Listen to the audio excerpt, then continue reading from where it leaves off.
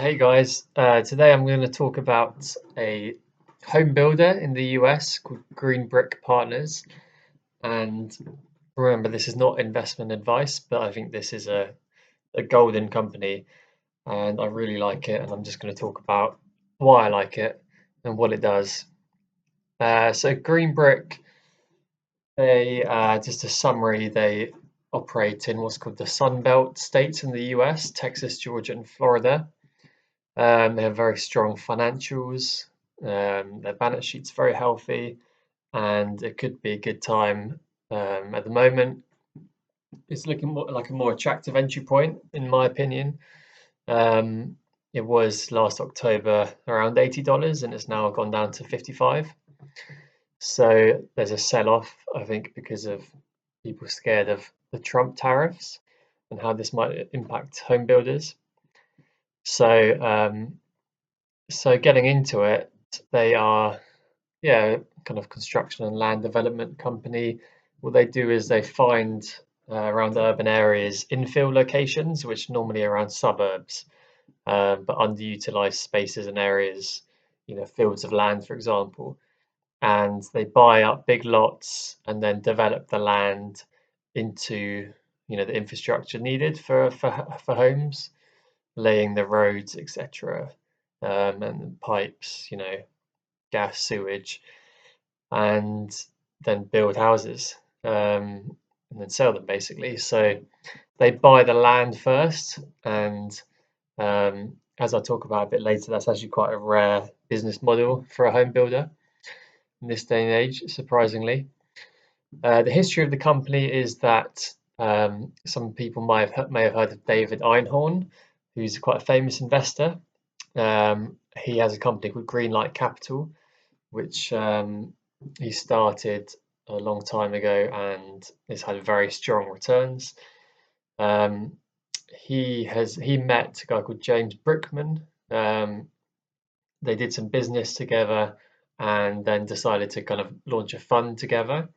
And the fund was launched just after the credit crunch and did very well. They snapped up loads of home builders at really great prices who are bankrupt. So the fund did great. So they decided to get some permanent capital. So they launched this company, obviously in the corporate structure, and launched it 10 years ago. And it's been doing very well ever since, growing very quickly, but also in a very controlled way. So Green Brick Partners is the green from Green Light, which is Einhorn's firm, and Brick is the surname of James Brick, who's now the CEO. So those are the two guys who launched this company, and David is now the chairman. So it's grown its revenue by about 10x in 10 years. So, um, well, in 2015 it was 290 million, and now it's just over 2 billion. Um, they have a platform for mortgage and title services as well, but we won't talk much about that because it's not material. So a couple of years ago, just to give you an idea of the size, they built 3,000 homes. Average selling price is around $550,000, so quite upmarket homes. They have numerous subsidiaries, um, but the biggest one is called Trophy Signature Homes. So it's a quite decentralized structure. Head office is in Texas, but then subsidiaries are kind of in different areas, and they're the ones who actually go out and build the homes. The business model is a traditional home builders business model, which is actually quite rare nowadays. As I said, they go out, they buy tracts of land, develop the land, build homes on it, get a model home, get people in to come and check it out, um, sell the homes before they've even, yeah, go and sell the homes, get a deposit, exchange. So this is like a real estate traditional slash manufacturing business model. Benefit of this is they have control over the full process, but they bought the land from scratch and everything that goes on it, and then they sell it all off. And as we'll see, it avoids lots of high finance costs because a lot of home builders do land banking. So they buy land just when they need it and they have to pay a heavy price for that benefit. But Green Brick don't do that. They don't do land banking. So they just buy the land. It could be on the balance sheet for a number of years.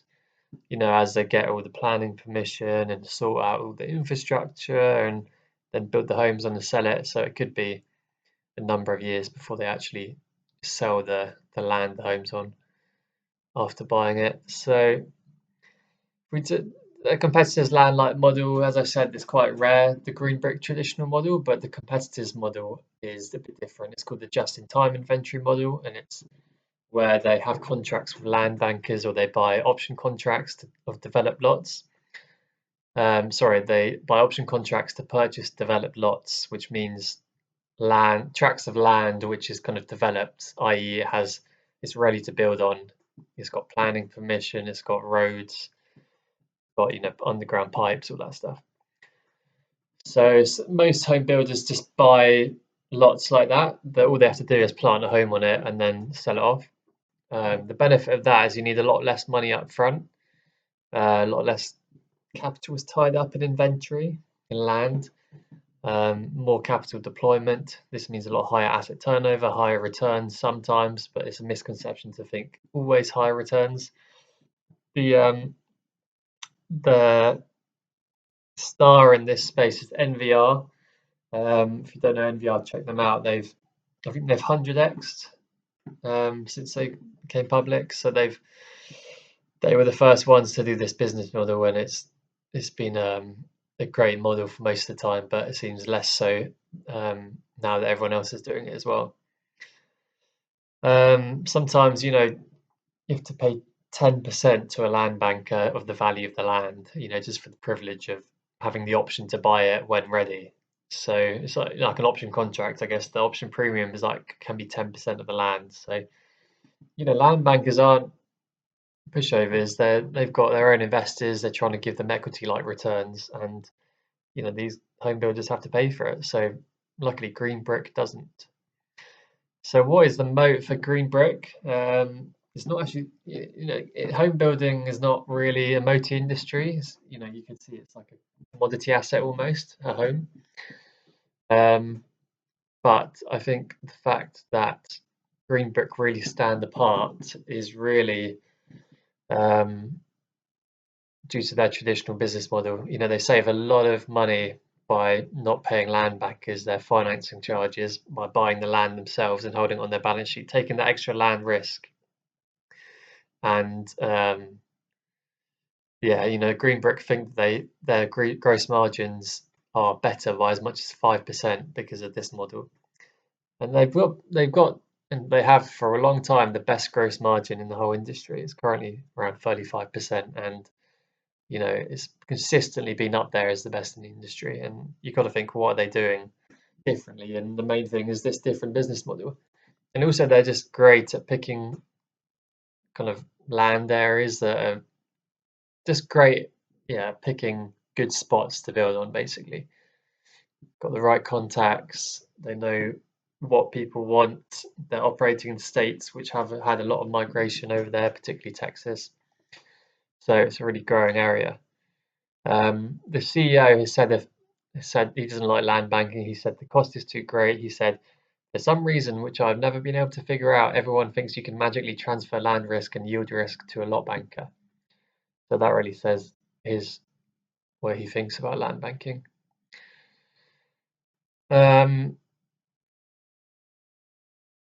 So really, I think their moat is this great management team that have selected great spots, and you can see that in their gross margins for the last few years. The traditional model, which has really paid off, given they're buying up land themselves in really desirable locations in states which are, having big influx at the moment. And then also having David Einhorn, who's a great investor, I think has really helped them. I've seen some of their calls, and he's very investment minded, the way he kind of advises as chairman, about shareholder value and shareholder buybacks, etc., as opposed to dividends. I think he's a great mind to have on the board.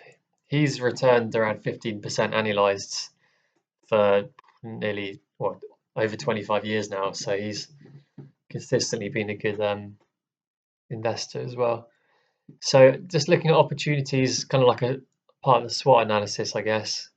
In the US, there's demand for an extra 1.5 million new homes per year. Out of this total, most of it, 1.1 million, is from population growth, and the rest is from rebuilding homes that were previously constructed. There's a shortage of homes in the US at the moment. This is mainly because after 2008, a lot of home builders went out of business. It's estimated that about 3.5 million homes at the moment are, the US is short, and it's not easy to kind of close that gap. So, it could be over the long term, there's structural demand, which could be good, propping up house prices. Other useful things are, lots of people have locked in their mortgage rates in the US at rates which are currently below where they are, so they don't want to buy new homes and remortgage. So it kind of shows that, there's good demand on the way as well when people start remortgaging and buying homes. I think what's kind of slightly dodgy is if there's a market downturn, they own lots of land on their balance sheet, so they're more at risk. If obviously the price of land goes down, so they're exposed to more market fluctuation risk. 44% of cost of goods sold at the moment. Then competition is also a risk, especially some of the larger players in the market who are much bigger than Green Brick, have a massive economies of scale benefit, perhaps by 2 to 3% per year on the net margin level, just because they're so big and the economies of scale they have, which Green Brick doesn't. But Green Brick still is killing it on its return of equity and compared to the other competitors. The market dynamics, a quick look, is very concentrated. It didn't used to be. 35 years ago, the top 10 builders had about 9% market share, and now they have nearly 50% or 45%. So Green Brick's the 29th biggest builder in the US. As I mentioned, it operates in the Smile states, they're called, mainly Texas, Georgia, Florida. And there's some seasonality to the business as well. The competitors, I won't go through them, but one to point out is NVR that has a return on equity of 39%, but is very expensive. That has a PE ratio of 17 versus 7 for Green Brick. So yeah, I've got some ratios here, but I won't go through them. Basically, Green Brick has the best return on equity apart from NVR, but NVR is so expensive. Way more expensive than most of the home builders. So Green Brick really stands apart in terms of its profitability. If we look at return on equity, it's got quite low debt as well. So, there's not much leverage in the business. It's got the highest gross margin. It's got the highest net margin as well. Net margin's the best, even better than NVR. Balance sheet very strong. I won't go through it too much, but current ratio very high. Lots of cash. Cash conversion cycle is about 1.5 years, which is the time it takes to convert the cash from buying land back into home deliveries. So not as much as you might think, but anyway, quick look at the valuation. If we take the current or the last 5 years net income, take the average of it, if we assume there's a 2% growth rate going forward, and if we take the discount rate as the current US 10-year yield rate, then we get a valuation of 9.4 billion against the current market value of 2.5 billion. I know people will disagree with using the discount rate as the risk-free rate, but it's the easiest way to do it, to compare between businesses, and you get the margin of safety in that difference between the intrinsic and market value. So I think that's a big enough difference to me. So just to sum up, I think it's a great business. It's got great kind of return metrics.